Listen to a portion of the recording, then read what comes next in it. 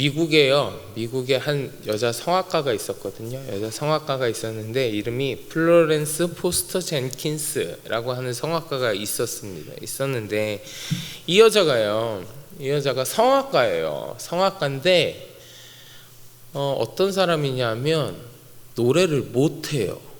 성악가인데 음치예요. 음치 성악가입니다. 음치 성악가. 이렇게 음치인데 노래를 못하는데 어떻게 성악가가 되었을까?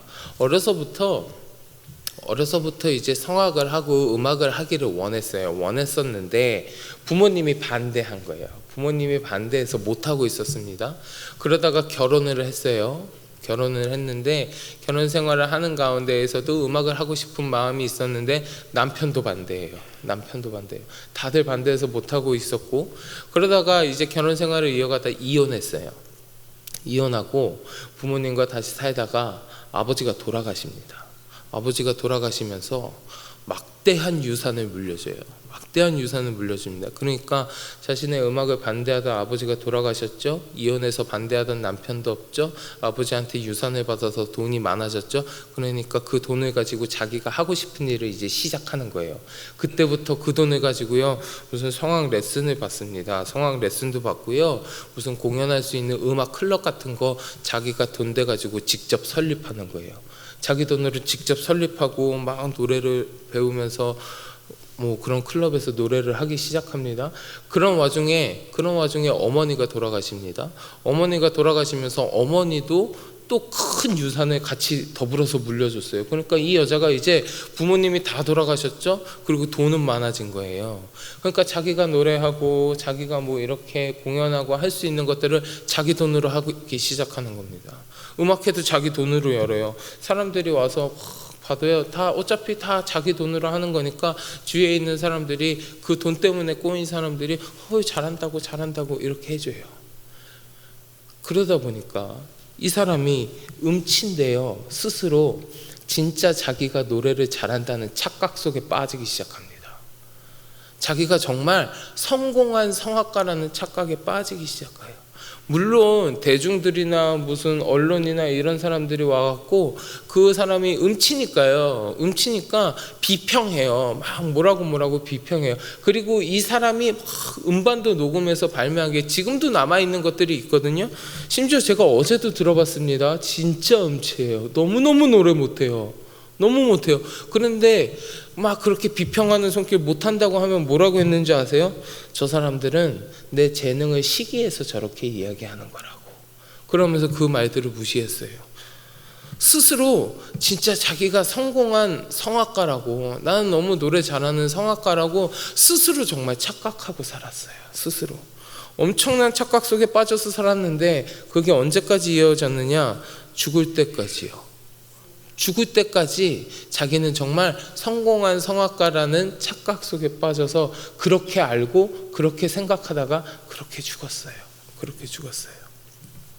한 성악가가 죽을 때까지 고치지 못한 스스로에 대한 착각에 대한 이야기를 지금 잠시 해드린 건데, 뭐 그럴 수 있다고 봐요. 전 그럴 수 있다고 보고, 또 그렇게 스스로 대단하다고 생각하고 스스로 자기를 훨씬 높게 평가하고 이런 착각 속에 빠져 사는 사람들이요 생각보다 많아요.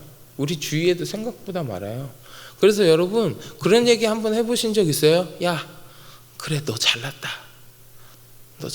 우리 이런 얘기 하잖아요. 너 잘났다. 지 잘난 맛에 사는 거지 뭐. 이런 얘기 하잖아요. 이런 성향을 갖고 있는 사람들이 우리 주위에도 생각보다 굉장히 많습니다. 굉장히 많아요. 그런데 여기까지는 자기가 잘났다고 생각하는 그 정도 수준까지는 우리가 용납할 수 있어요. 그래 네 잘난 맛에 사는 거지 뭐. 용납할 수 있습니다. 저 사람 그냥 냅둬. 저렇게 살게 냅둬. 이렇게 치부할 수 있어요. 그런데 이 스스로 하는 착각이 용납할 수 없는 수준에 이르는 사람들이 있습니다. 용납할 수 없는 수준에 이르는 사람들.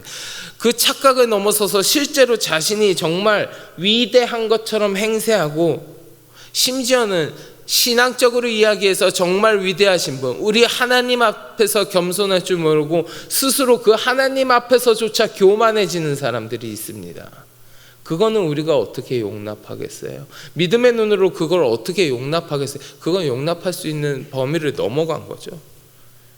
하나님 앞에서조차 겸손하지 못하고 스스로 내가 위대하다, 내가 잘났다 라는 이 엄청난 교만 가운데 빠져간다고 우리가 이야기하잖아요. 교만 가운데. 이건 용납할 수 있는 이야기가 아닙니다. 믿음의 눈으로 바라봐서 하나님 앞에서조차 이렇게 교만하다는 건 우리가 용납할 수 있는 이야기가 아니죠.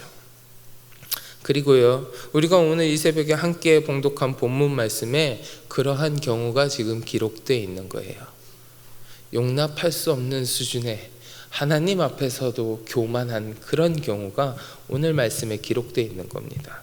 여러분, 오늘 새벽부터 우리가 함께 묵상할 에스겔서 29장부터 시작해서요, 29장, 30장, 31장, 32장 무려 4장에 걸쳐서 에스겔 선지자는 애굽의 멸망에 대해서 반복하며 선포하고 있습니다.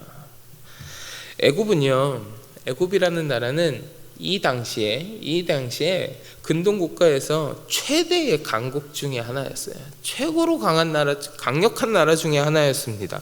그러니 그들이 멸망할 것이라는 이 에스겔 선지자의 예언이 당장 눈앞에 보이는 현실은 아니었을 거예요. 눈앞에 보이는 현실은 강력한 국가거든요. 그러니까 어찌 보면 코웃음 칠 만한 이야기였을지도 모릅니다.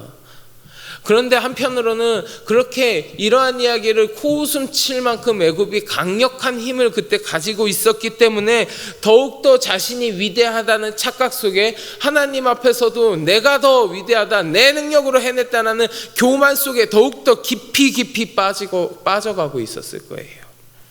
이러한 애굽에게 에스겔 선지자가 애굽의 멸망에 대해서 아주 강력하게 선포하고 있는 건데, 오늘 본문에서 보면요, 에스겔이 그 교만한 애굽에게 너희는 멸망할 것이다 라고 이야기하는데, 그 멸망에 대한 이유를 두 가지를 들어서 설명합니다. 두 가지를 들어서 설명하는데, 첫째는 뭐냐 하면 우리가 지금까지 이야기한 것처럼 애굽은 스스로 교만하였기 때문에 멸망할 것이라고 이야기합니다. 우리 오늘 본문 2절과 3절 보실래요?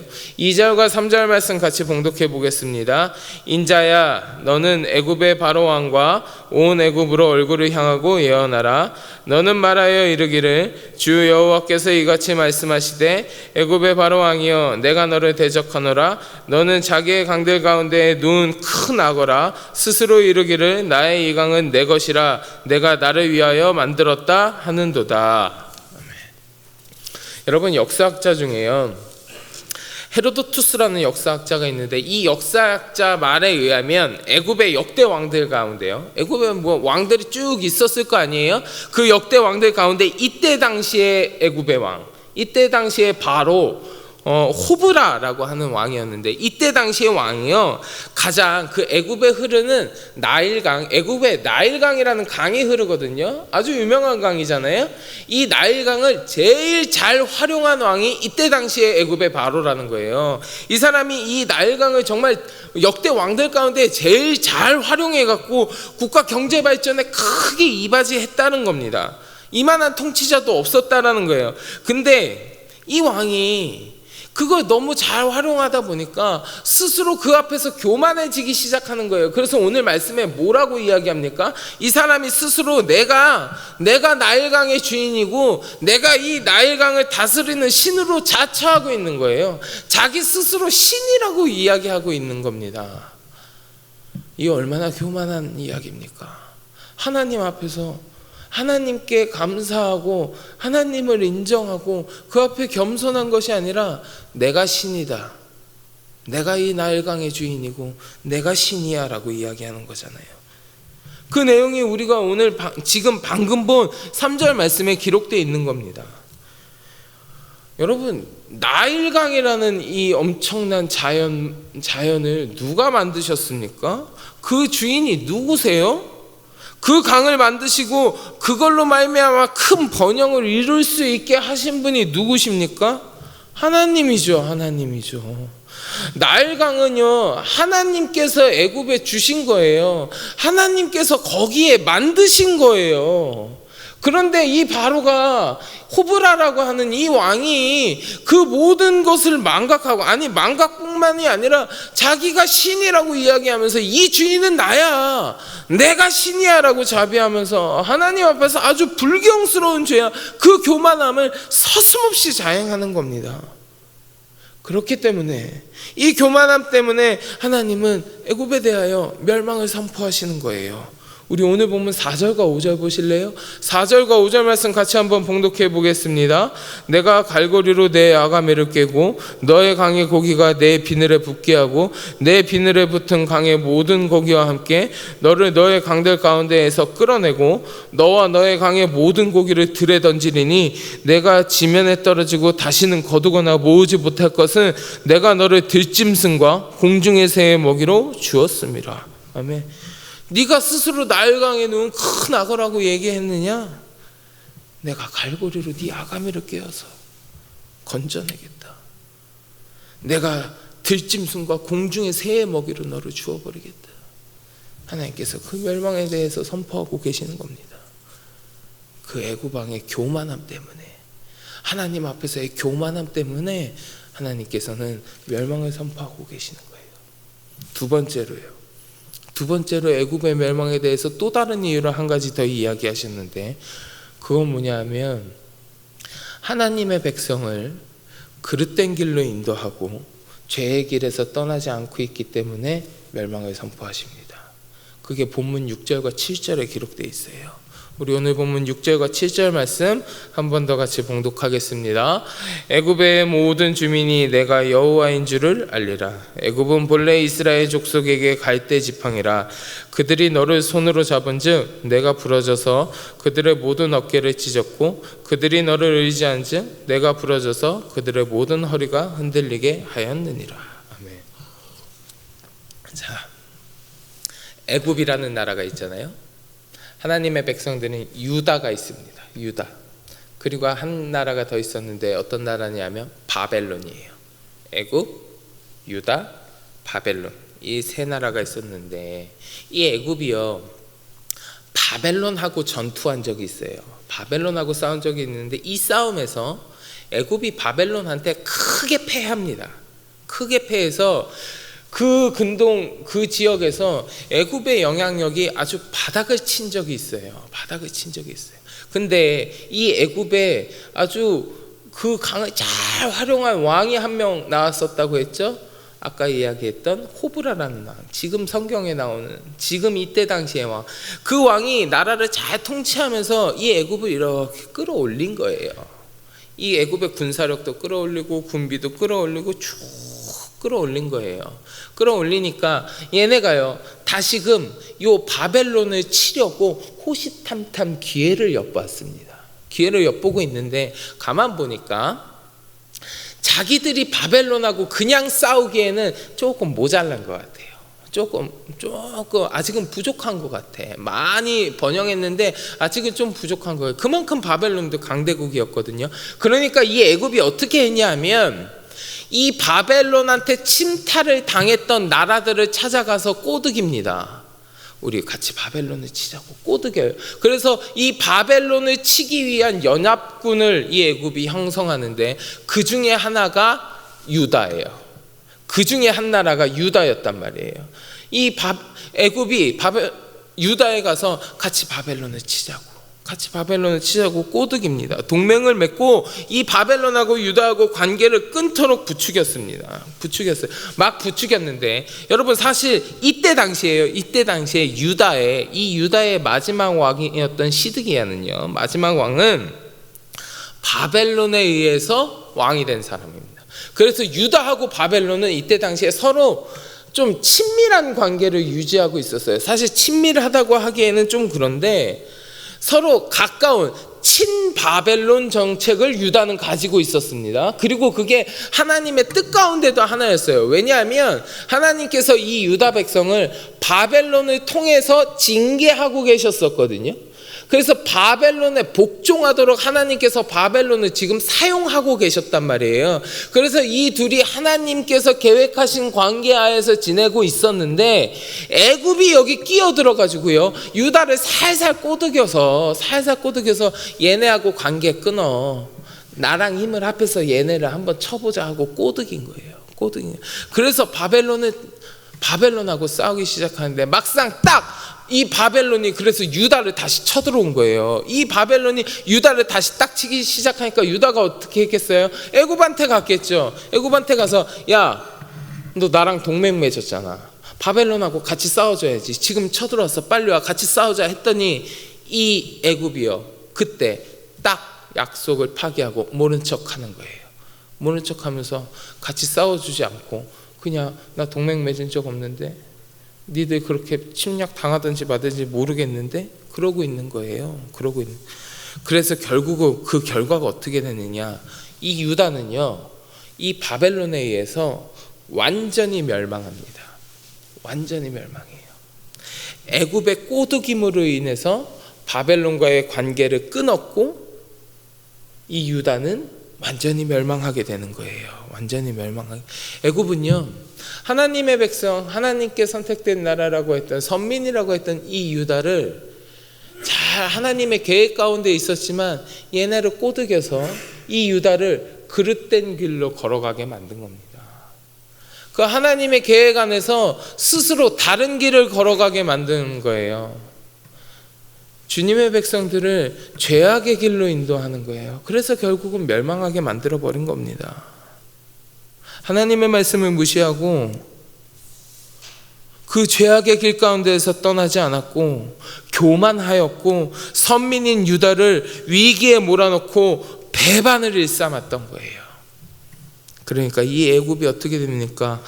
마침내 그 국가기관의 모든 산업들이 다 파괴되고요, 이 애굽도 모든 것들이 다 무너지고 그 백성들도 포로로 끌려가는 처참한 하나님의 심판을 받게 되는 거예요. 그 심판의 모습이 오늘 8절부터 12절까지 쭉 기록되어 있는 겁니다. 사랑하는 성도 여러분, 오늘 애굽이 멸망받을 것이라는 그 예언에 대한 두 가지 이유를 살펴봤습니다. 교만했고요, 하나님 앞에서 교만했고, 죄의 길에서 돌이키지 아니하면서 주의 백성들을 꼬드기고 주의 백성들을 그릇된 길로 인도했어요. 그래서 하나님의 멸망을 선고받았습니다. 그리고 실제로 멸망했죠. 근데 사실 여러분, 그 가운데에서 하나님은 그들에게 멸망을 경고하셨지만 완전히 멸망케 하지는 않으셨었어요. 왜냐하면 진노 중에서도 오래 참으시고 풍성하신 자비로 하나님의 긍휼을 베푸르셨었거든요. 그 가운데에서도요. 그러나 이와 같은 하나님의 자비를 깨닫지 못하고 회개하지 않고 그 죄악의 길에서 돌이키지 않은 애굽, 결국은 하나님의 심판을 면할 수 없었습니다. 이 애굽의 이야기를 우리가 오늘 이 새벽부터 보기 시작한 겁니다. 이 시간 우리가 이 애굽의 이야기를 같이 묵상하면서 우리도 하나님께서 오늘 우리에게 베풀어 주시는 그 긍휼함 앞에서 나의 죄를 회개하고 겸허하게 죄의 길에서 돌이켜서 주님 앞에 겸손하게 주님 앞으로 돌아가는 자들이 되어야 할 줄 믿습니다. 우리가 회개하고 죄의 길에서 돌이키고 주님 앞에 겸손한 모습으로 주께로 나아갈 때에 주님은 우리의 상하고 찢긴 심령을 위로하시고 우리를 위하여 예비하여 놓으신 하나님의 그 영원한 축복과 은혜의 길로 우리를 인도해 주실 것입니다. 그 하나님의 인도하심에 따라 주님과 늘 동행하는 삶을 살아가시는 여러분들이 되시기를 주의 이름으로 간절히 축원합니다. 우리 같이 기도하겠습니다. 하나님, 애굽의 모습을 통하여 나의 모습을 돌이켜봅니다. 하나님, 주님 앞에서 교만하지 않고 겸손케 하여 주시옵소서. 아버지 하나님, 죄악의 길 가운데 있다면 내가 돌이키게 하시고 회개하게 하시고 주님 앞으로 다시금 돌아갈 수 있도록 나의 발걸음을 인도하여 주시옵소서.